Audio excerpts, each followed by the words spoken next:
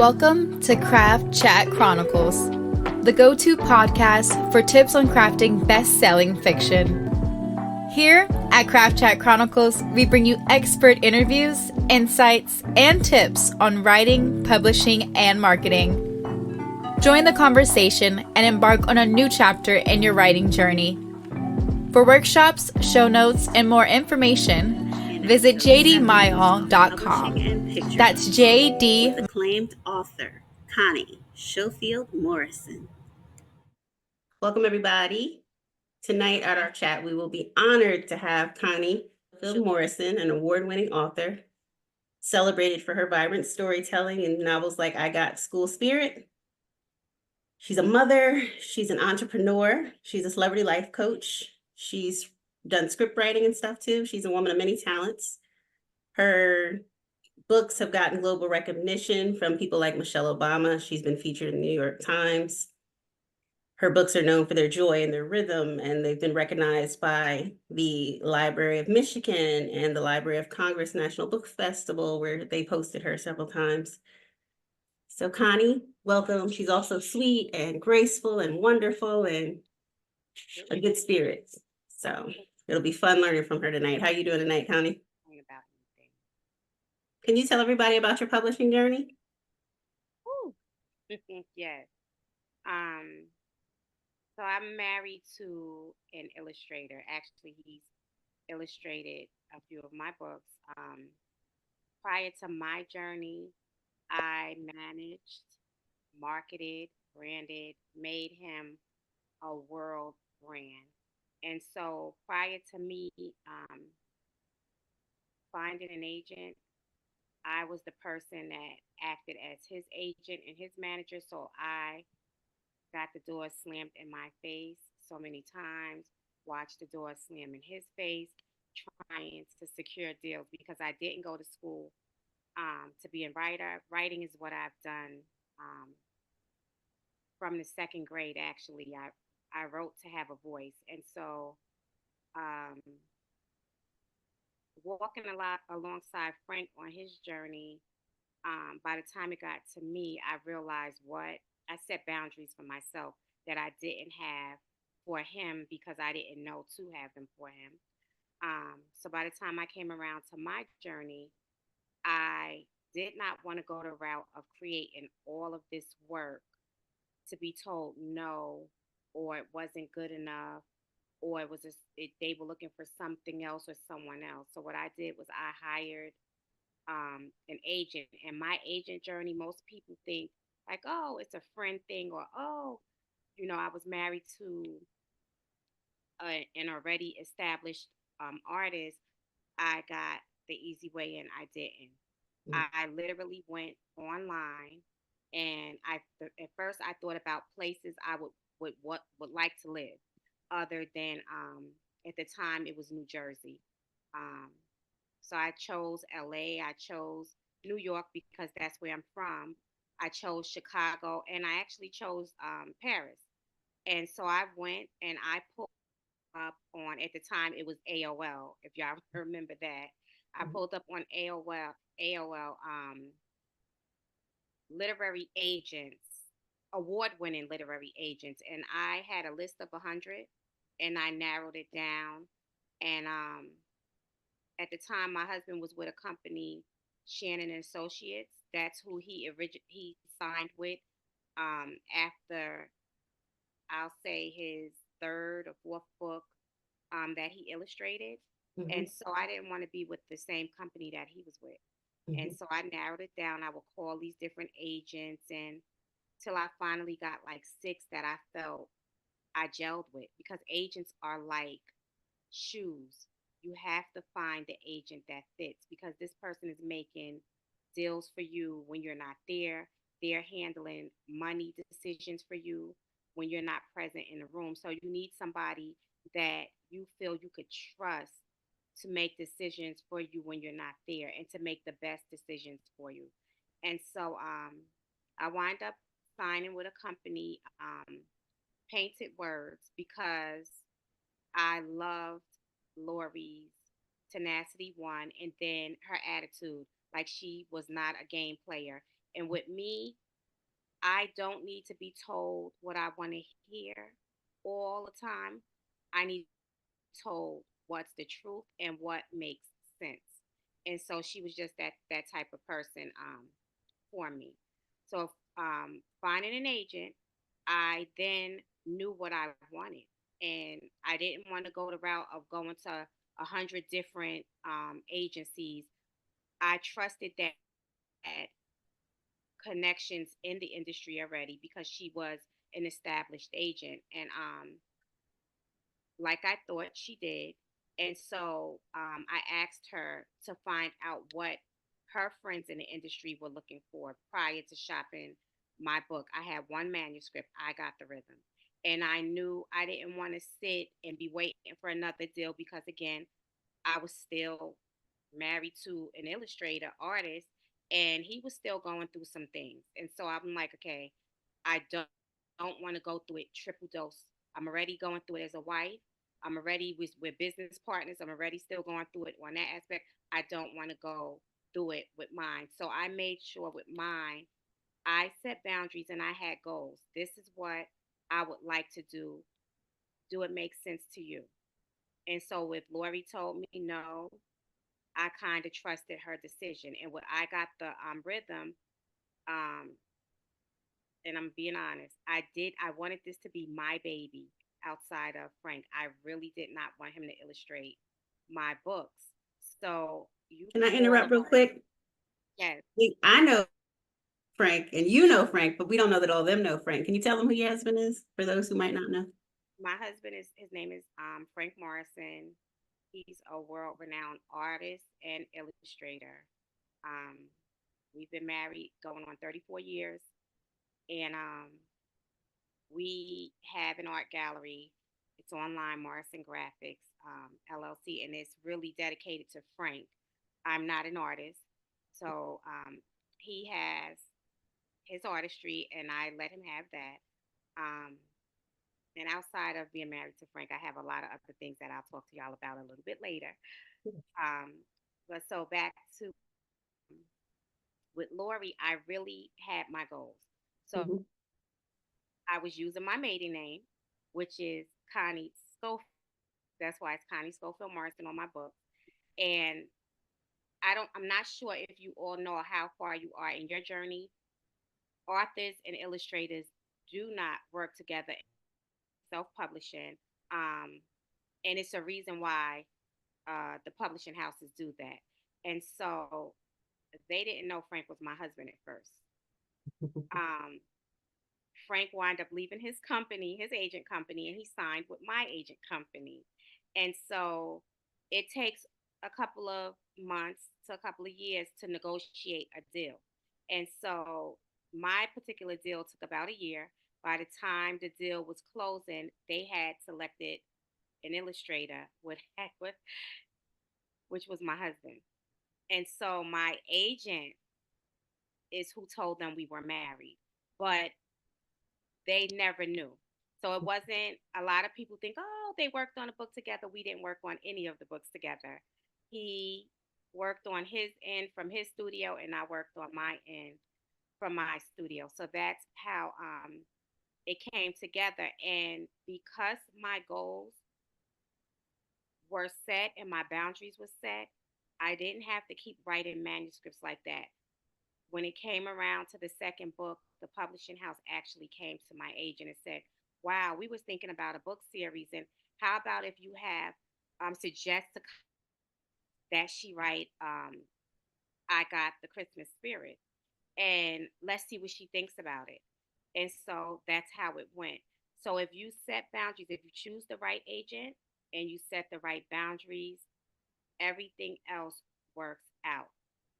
Everything. They start suggesting books to you, or once they pick up on your style, if you tell them, okay, this is what I want to write. Like I told my agent, I didn't like history books, even though I wound up writing a history book, and I'll tell y'all about that too. I didn't like history growing up. I didn't like dark stories, and I did not like dark pictures, images. And most of the children's books in my days in the 70s growing up were dark. They were always dark browns and burgundies, and the stories were even darker. So I didn't like it. So I told her, on my journey, I want to write books that were bright and beautiful and happy. And wasn't for a particular child, but I definitely wanted when kids saw the cover to smile, or have a reason to smile, whether it was they seeing themselves on the the pictures of the on a cover, or just the words, the colors of the words. And so if you set your goals, if you know the genres you want to work, definitely let your agent know. It helps when it comes time. How did you decide to write picture books as opposed to like any other genre? What was it about picture books that called out to you? One, my oldest daughter, she's 6 now, growing Mhm. up, um, she didn't like to read. The only book that she was interested in was D.W. Arthur's little Mhm. sister. Um, and I didn't mind her looking at a cartoon character and thinking, oh, when I grow up, this is who I want to be. Or the DW, I'm DW. It's cute, but then when you think about your child growing up, it's like, okay, you can't be DW forever. So it was, Mhm. I helped her understand, like, it's not the actual character that you're wanting to be, it's what she's depicting and how she's depicting it, and what the stories that she's telling, you could identify with them. And so it was that was one of the things that drove me to writing for children. And then my childhood experiences, not being allowed to have a voice, and um, the old saying, what goes on in this house stays in this house. Mhm. I felt if I'm seeing certain things and I'm hearing certain things, why can't I say it? And so just my mom mentioning her background, I knew I wanted to be a different parent. I knew I wanted children to realize and understand that they are people too, and that they do have voices, and that their voices matter, their opinions matter. And that's what drove me to write for children. I love I that. I do have adult books. I just haven't put them out yet. Okay. What do you think are the essential elements to make a good children's picture book? Like, what are the things that we need in our stories to help them do well? Um, One, the character, the attitude of the characters, stories that make sense that children can identify with. Um, we as adults tend to think certain topics are not for children, when it comes to emotions. And lately, with everything that's going on in the world, publishing houses, a lot of them are given the okay to write about certain emotions, and just certain things that is, I'll say, for the gay community. It's been challenging. It's been a lot of situations where publishing houses wouldn't pick up books about children in the gay community. They were against it. And so I know I have 5 kids, 4 in which are grown, and now I have a grandbaby. And it's in their culture now. And it's like, okay, how can we not write about this? And how can we not write about the emotions that people go through? What makes a child um, become, well, they call it non-binary now. Mhm. Non-binary. What is are they born that way? This is like that's a topic that publishing houses didn't want to pick up with and elaborate on. Right now, there's a need for it, and there's actually groups and publishing houses that publish those kinds of things. So I think if I had to be specific, everything that's going on in culture now, in all cultures, in all genres, um, all languages, would be something to write about when it comes to kids. Mhm. I love that. We got a comment in the chat that I'm going to read to you. Okay. Cheryl said, I agree 100%. My youngest identifies as non-binary and needs books that speak to their experience too. They're 20. Yes. Okay, Cheryl, we appreciate that. Yes. Thank you.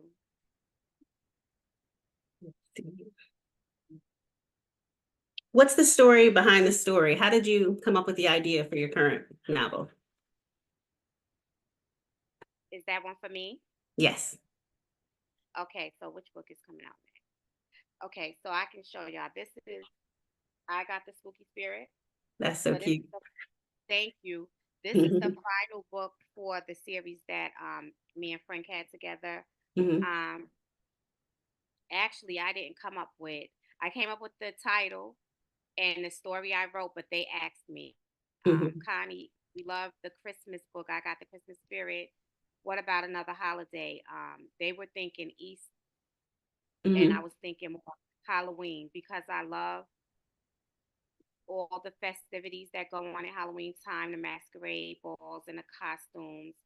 And I thought if Frank was illustrating it, he can depict kids very well. I knew he would nail the costumes on the kids. So mhm, that's how this particular one came up. I had coming out after this.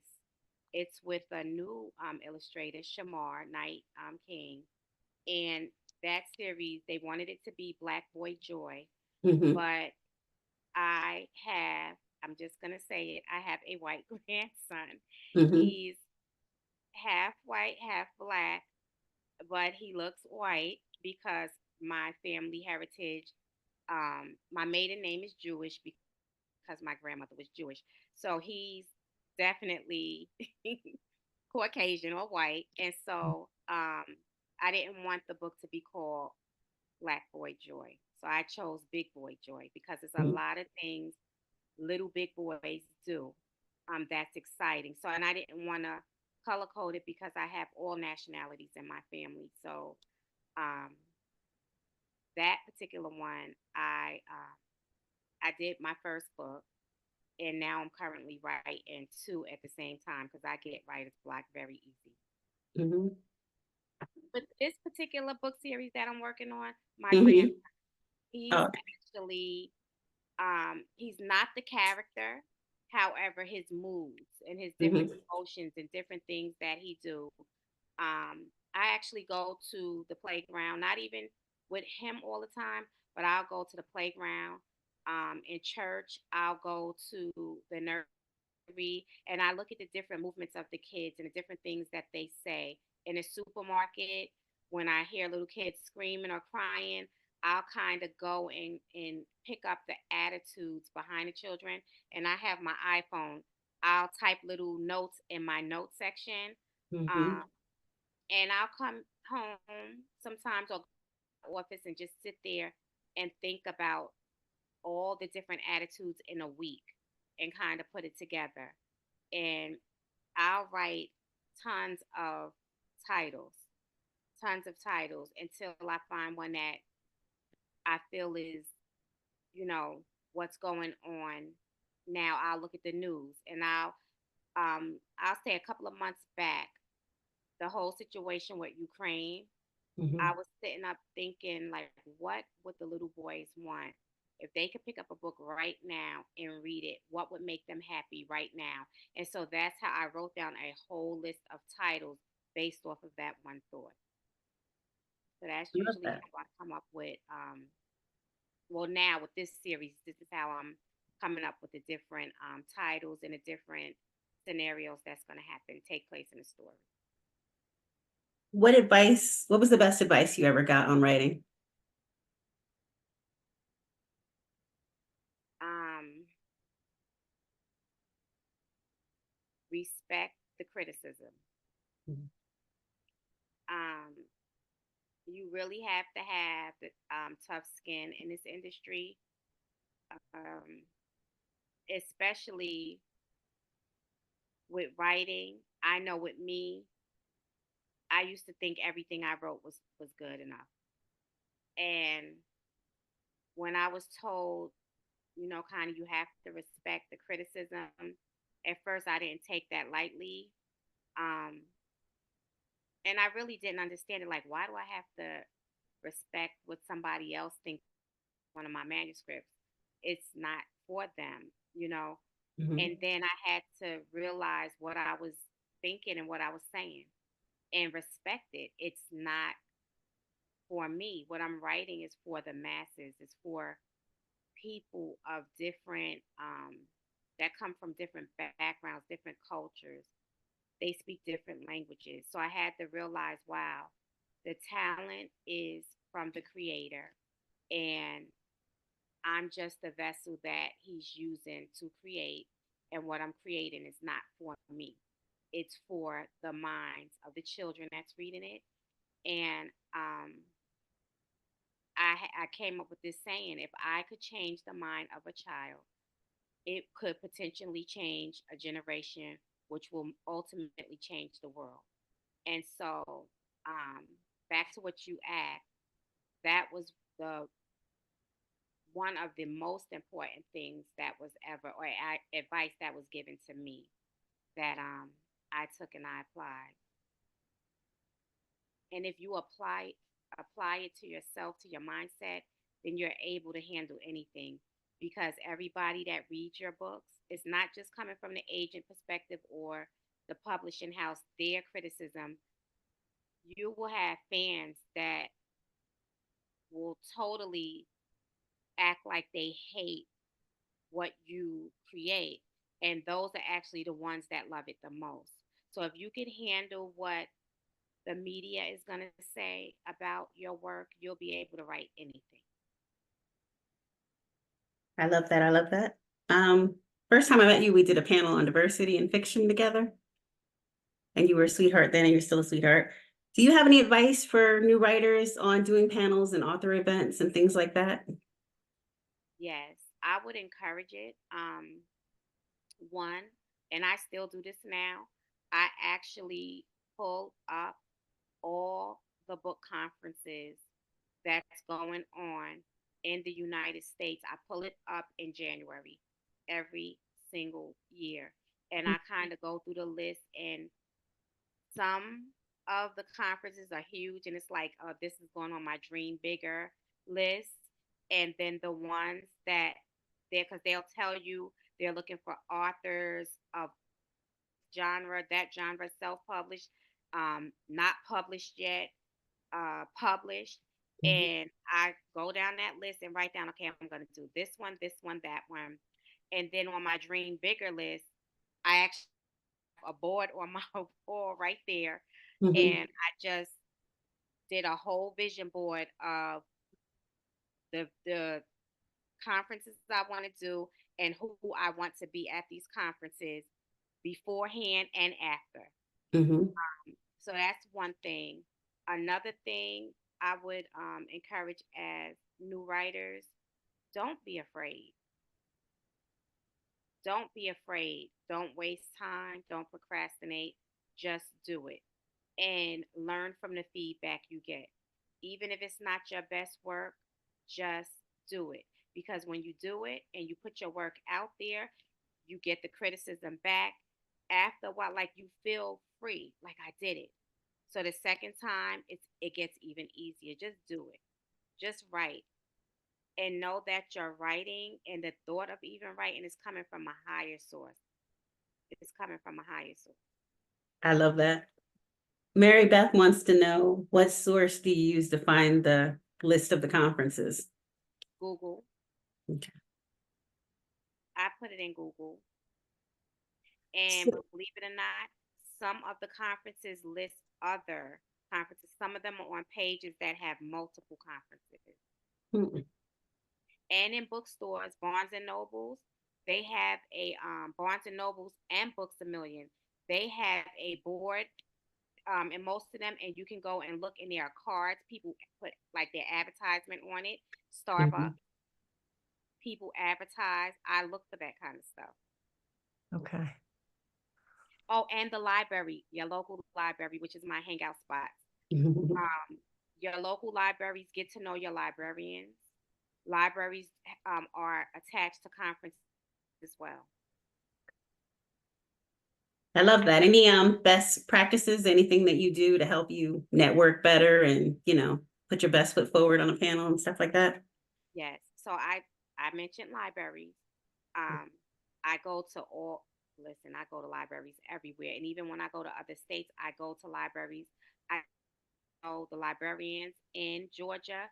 I go to quite a few different counties and just volunteer to read story times, Barnes and Nobles as well. Go to your Mhm. local Barnes and Nobles, your local bookstores, and volunteer to read. And that way, when your new projects come out, they're there to support you 150%. That's great advice. Yeah. Never thought of that. That's brilliant. What was your biggest surprise in the publishing journey? Like, what was different than the way you thought it would be? Well, so my biggest surprise was when you're published, it's just like writing a record. You get these contracts, they give you an upfront bonus, which goes to royalties, right? And so I was thinking, okay, I don't want to do it because Frank, he wasn't getting any royalties. Like, Mhm. I don't want to owe any, don't like bills. So, like me, I'm not a big credit person. I don't like bills. So I didn't want to do it that route. But that's the standard way to go. And so the book came out, and when it came time to the first royalties, I received royalties. So I Mhm. was like, hold up, like who does this? Mhm. So that was the biggest surprise for me. And if I could give another, my second surprise is now. The life of a children's book is 1 year. Mhm. My first book came out in 2014 and it's still on bookshelves worldwide and it's been printed in multiple different languages I've never even heard of. Mhm. So that was the second big surprise for me. Let me tell you, when you dream big and you believe in your dreams, doors begin to open that you could never imagine. But it requires walking by faith and believe in dreaming in your dream because the dreams are not in your mind for no reason. I tell my kids, you know what? I think this is my grandmother, some ancestor, or somebody helping me that I can't anymore because how am I dreaming and it's happening? Mhm. So I'm learning. I'm still learning to just dream bigger, dream bigger. You've been doing some script writing too. How is that different than your novel writing?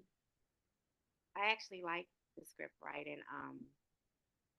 Um, I did some stuff for the show The Resident with Malcolm Jamal Warner, Mhm. and also Honey 1, 2, and 3. Um,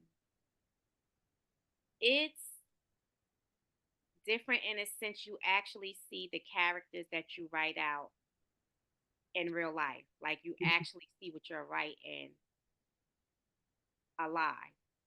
Where in the books, you have to imagine the characters and what they're doing and place yourself in these little worlds. Where when you write for script, you actually see someone living it out. So I love it. I have a book, Stitch by Stitch, that was published with Holiday House Publishing, and that was actually a slave that came to me in a dream that I Mhm. knew nothing of. So hers her book, she asked me in a dream ultimately if I would rewrite. Once I realized what she said was true, Mhm. would I rewrite her story the way I would have wanted it to be written as a child and to add the colors that I would have wanted to see. And so when I realized she was real, um, I hope I did some justice on what she asked. But I'm hoping to get a movie deal off of the Stitch by Stitch. I'm in negotiations with Nickelodeon, Paramount for I Got the School Spirit. Hmm. And hopefully this year I could write some adult books that, or finish adult books that I would want to see on the shelves and in a movie form. Love that. Love that. Tell us a little bit about your icon makeup and all your other wonderful endeavors. So I have a brand, Icon by Connie Morrison. The cosmetic brand is the same manufacturers as Kylie Jenner and Rihanna. Hmm. And I've kind of put it, I have my website still up, but I'm going to do a big launch, hopefully in this year, and have it in some major stores. Exciting. And I'm trying to think what else do I have going on. My life coaching, celebrity life coaching. So last year I got bored a little bit and was given a gift. I was in Harvard. I'm still in Harvard. I took a little break. In Harvard, trying to think of something new to do. I'm always thinking of something new. And I was offered to go to school for free to become a life coach. And when I graduated, my professors told me, you have a knack for celebrities. So I think you should do some coaching. And so that's what I'm doing now as well. Um, Coaching some of my celebrity friends. That's pretty fun and exciting. What are you writing currently? Just the big boy joy. And Hmm. I complete 365 days of inspiration for women. Love that. So with that concept, I'm going to do journals and pillows and pens and wall appliques and different things, just a whole inspirational kit for women. Now, when you do your picture books, do you write the whole thing or do you guys sell them on proposal? Usually, how does that process work with picture books? Just just a book, like a summary or a Hmm. synopsis of a book, nothing more than a paragraph. And I Okay. usually, right now, I'm seeking a new agent. I really, it's of interest for me and Frank to be with the same agent. So, and I need an agent where with my movie stuff, everything is under one belt. With my former agent, it was just the children's book. And Hmm. so, I forgot what I was getting ready to say. Ask me. I just threw myself off of the topic talking about my agent just that quick. Have you tried New Leaf? I know they have film and TV. No, I haven't heard of New Leaf. I went with Writer's House. That was the company that I just submitted my Hmm. inquiry to. And Hmm. one of my friends in the industry kind of sent me some agents. And I've been taking my time a little bit with it Okay. because I'm not one for like it just the friend thing don't work with me. Not with money, with agents anyway. That's going to be making Hmm. my decision. So Okay. Do you guys have any questions for us so far? I have a question. Could you speak a little more on the relationship between the illustrator and the author? So maybe not with your husband, but you mentioned you were working with a new illustrator who was part of your where you're repped. And so are you writing the story first and then that's sent to the illustrator? Is it done in tandem? What is that relationship like? okay, so I wrote the manuscript, and the publishers have different authors that they work with and different illustrators. So they actually paired me up with Shamar. I didn't know him prior to writing a book. And believe it or not, at first, I didn't understand it when I found out with my husband, like, oh, they picked the illustrator. But now, 5 books in, I totally get it. They know exactly who to pair you up with. They know what the industry wants, what will sell. They know, don't ask me how it's like magic. They know how to take your words and put it with an illustrator that's going to depict the book just the way you wrote it without you even working with him or her. and it's part of your contract. It's not something you pay extra for. Take money out of your royalties for it. With your contract, they actually have it. This whoever we pick choose. This is what's going to be budgeted for the illustrator. This is what's going to be budgeted for the author. And I know a lot of writers who write the book and they're like, oh, I have to get, or I have to find an illustrator. I get a lot of inquiries through email, through social media. Do you know any illustrators?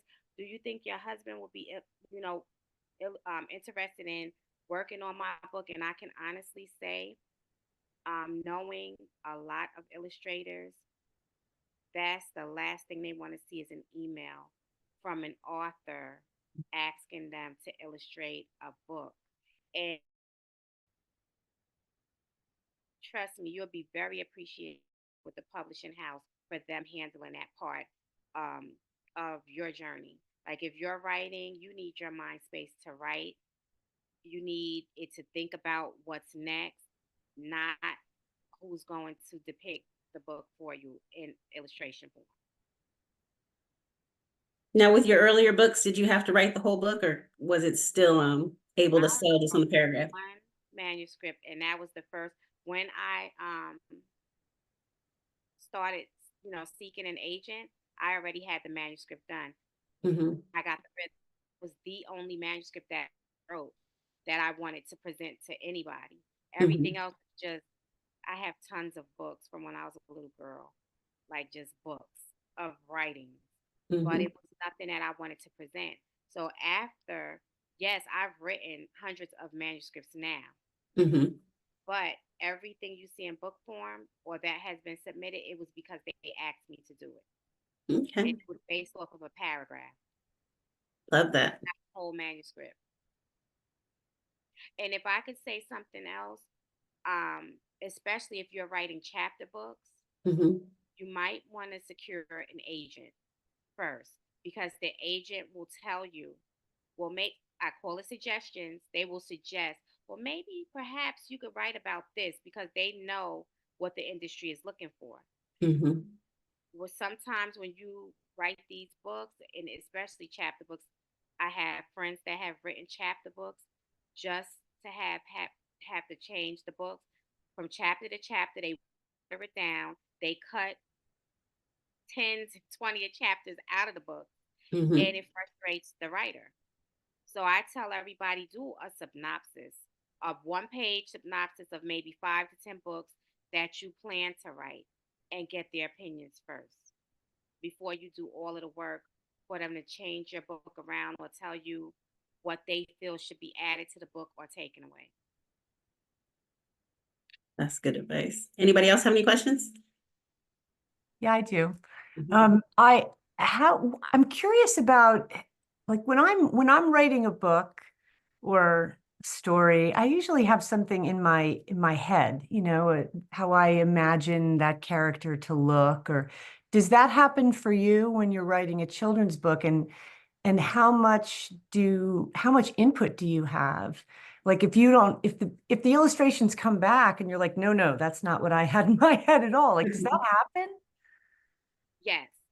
So you have full control over how the character looks. Like they choose the illustrator and the illustrator come up with dummy sketches of the book. So they come back and the first dummy sketches, they come back and they ask you how do you feel? And it's called author notes. So you could go and you could say, well, based off of page 1, I let's say it's a bald headed character. I think he should have hair, or she should have a ponytail, or she should have braids.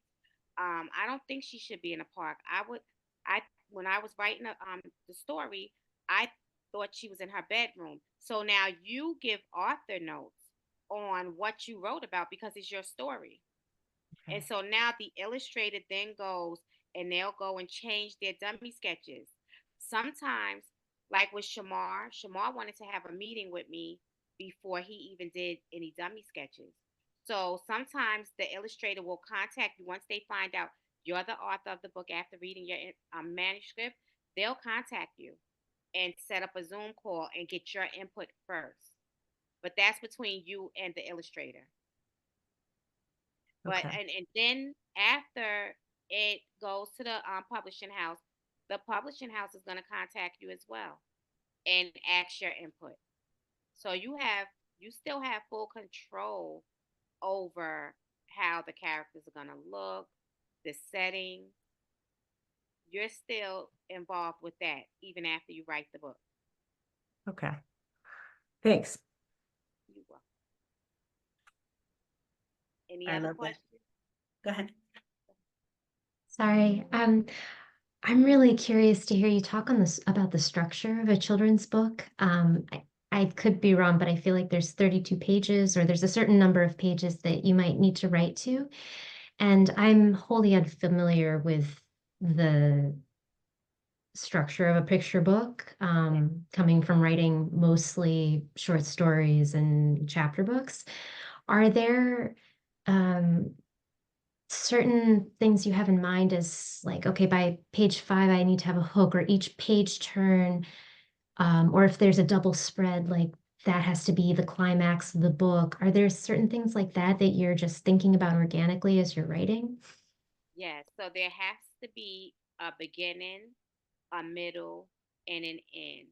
There have it has to be with me, I say a problem and a solution because realistically with children in my with the books that I'm writing, with children there's always if you put let's say 3 little kids in one room, there is definitely going to be some type of issue, which is the problem, and there has to be some type of solution before happiness or cheers are in the room. Because if it if there's no solution to the problem, you're going to have the room full of the 3 kids screaming and crying. So I always say with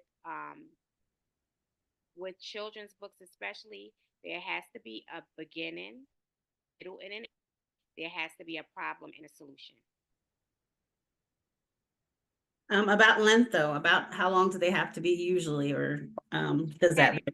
To say 32 pages, Mhm. that 32 pages, and I will say this because I didn't find this out with the first book. Um, all 32 pictures do not have to be words, Hmm. but 32 pictures because children get bored after a while. And I don't care how good the story is. With children, I'll say from let's say the ages of birth till about 8, past 32 pages, you're going to lose their interest. Mhm. And do you do any hooks? In children's books, or with lower grades, that's not as important. Like something at the end of the page that makes them want to turn to the next, or like ending on something that makes them curious to see how it resolves, or do you just let it flow naturally with children's books? I leave that to the illustrator to depict them. Mhm. However, with me, I love rhythm and dance. Mhm. Um, and I don't know how many of you have children or deal with children. Um, with me as a child, I needed to use all of my senses at one time. Like I Mhm. watch my grandson now, and he could be watching TV and on the iPad and still talking to his mom, dad, and me. And it's like, how is he doing that? I always learn easier singing and dancing. So now in my books, I love to write rhythmic books where if you pick one of them, except for the Stitch by Stitch, but I Mhm. kind of sort of try to do it with the history book too. But I love to add some type of word, whether it's boom, boom, boom, bang, bang, beat, bop. Like I love to add words that children can identify with. So, and I love to show them exaggerated on the page. So when the kids they're looking at the book, it's not just the actual pictures that they're intrigued by is the actual big, colorful words that they see. Um, so that's my thing. And I've never told that secret before, but that's my thing to keep the kids intrigued because I'm not an artist, I'm not an illustrator, I'm a writer. So my thing is words. I see words how people see pictures. Mhm. So that's I wanted to be able to capture the words in the book. Love that. Any more questions, you guys? Yeah, I have a question. You had mentioned writing scripts for TV and a couple of movies. I was wondering, as a children's book writer, how you got into that as well. I had a studio with a partner in Conyers, Georgia. It was called Real Girls Films. And so I acquired the studio with her. She was actually an art collector of mine. So I sold art to her for so many years. And she got into film and would ask my advice all the time. And being African American and a female in the industry just got turned away so many times. And so we decided to build a brand and an all girls production. Um, and it was like a task for us. Like we didn't think, we didn't believe at first that we would do it and succeed at it. And so that's what got me into that. And then trying to find different things for my husband to do in the 90s.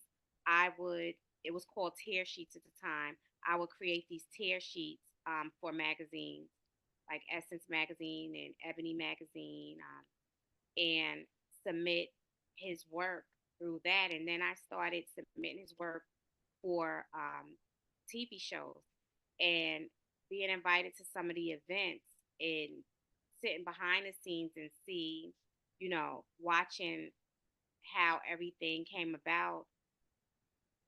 I was influenced to want to do it myself, but I didn't want to go back to college for production. So the only way to get into it is if I had my own. So that's what I did. Love that. Was it hard to make the transition to writing screenplays and scripts from books, or was it relatively easy for you? It was relatively easy. It's harder to write for children than it is for adults. I think so. You have to go back. It's like you're going back into your old self, but trying to stay current with what's going on today. And even with the children's slang, they have their own little world inside of our world. So it's actually harder to write for children than it is for adults. And then you have to be politically correct. You have to be like correct in all aspects of what you're writing because they're children. So certain things you'll say as an adult, you can't say to children in a Mhm. children's. So it was relatively easy for me to write for adults than it was for me to write for children. Love that. Any more Even with questions you got? Oh, I'm sorry. with Go the ahead. show, I did an episodic series for I Got the School Spirit, and I think I wrote 14 shows so far, and just trying to keep up with what goes on in a school Mhm. um, every day, and then have it change from day to day wasn't easy. Mhm. Another question. I'm just so curious about all this because I read to my kids for years and I, I just think it's such an interesting thing to do, and I'm so in awe of the fact that you do it. Do you ever feel a sense of, well, two things actually. When you write for kids, um, because they're so young and vulnerable, do you feel this sense of responsibility to about what you're writing, and because they're so impressionable, And do you have sensitivity readers that will look at what you like adult novels, will have sensitivity readers? Do you have the same or similar thing for children's books? Yes. So I don't know what the publishing house, they have editors. However, for me, I go to the library most of the time on a Tuesday or a Thursday, and I'll do like maybe 2 or 3 pages of a new manuscript. I'll ask if I could read it to the kids to get the kids' opinions. And let me warn you, they're the toughest. They will sit there and play with their fingers. They'll get up and run away. You know when you have a good manuscript if you read the 3 pages and they're sitting there interested in hearing more. Then you know you Wow. got to win. But for the most part, I had quite a few manuscripts that's just had to I had to shelve them for a minute because the kids would look like, what is she talking about? It's almost like you're speaking a different language. Wow. But I'm telling you, the libraries is the best place, even before the bookstore, to go and you can ask. Um, each library have a children's department and a children's librarian who is not like the library's main librarian. The children's librarian is for the children. You can pass your manuscript off or certain pages off and let them read it, and they'll tell you no. The kids are not going to be interested in this. So they're your beta readers. Yes. Wow. It's interesting. Hmm. Okay. And another suggestion, career day. You can go to your local schools. They have career days and ask them when they're, tell them I'm a author and I'm coming out with a new manuscript. And I would like to see what the kids think. I would like to speak to the young entrepreneurs that are looking to becoming authors and read to them. And they'll tell you they're honest. Children are honest. Okay. Thank you. You're welcome. Anybody else have any questions?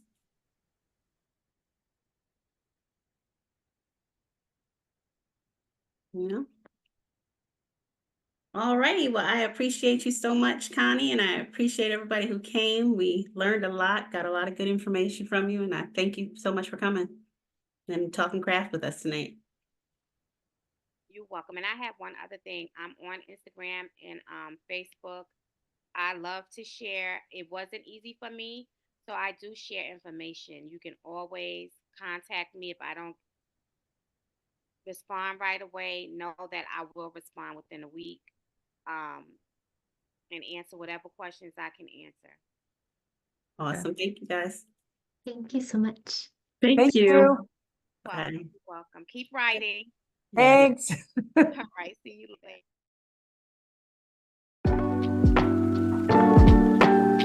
That wraps up today's Craft Chat Chronicles with J.D.Myall. Thanks for joining us. If you liked the episode, please comment, subscribe, and share. For show notes, writing workshops, and tips, head to jdmyall.com. That's jdmyall.com.